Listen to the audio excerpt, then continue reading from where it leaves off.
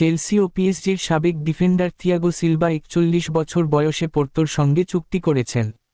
Portuguese club সূত্র এই ঘোষণা দিয়েছে। এই প্রজন্মের অন্যতম সেরা সেন্টার ব্যাক হিসেবে জনপ্রিয় ব্রাজিলিয়ান সিলভা ঘরের ক্লাব ফ্লামিনেন্সে ২ বছর কাটিয়ে পোর্তোতে থিতু হলেন। ক্লাবের এক বিবৃতিতে বিষয়টি নিশ্চিত করা হয়েছে। এর আগে ২০০৪-৫ মৌসুমে ক্যারিয়ারের শুরুতে পোর্তো বি দলের হয়ে খেলেছেন সিলভা।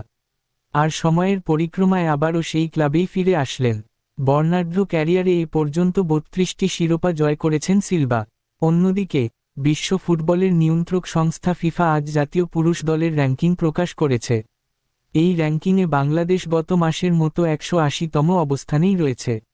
গত ১৮ই নভেম্বর এশিয়ান কাপ বাছাইয়ের পর আর কোনো ফিফা উইন্ডো ছিল না। তাই ম্যাচ না খেলায় র্যাঙ্কিংয়ে নড়চড় সেভাবে হয়নি। বাংলাদেশের মতো র্যাঙ্কিংয়ে শীর্ষস্থানগুলোও অপরিবর্তিত রয়েছে। স্পেন প্রথম, আর্জেন্টিনা দ্বিতীয়, ফ্রান্স তৃতীয়, ইংল্যান্ড চতুর্থ ও ব্রাজিল পঞ্চম স্থানে রয়েছে। ধন্যবাদ। ভিডিওটা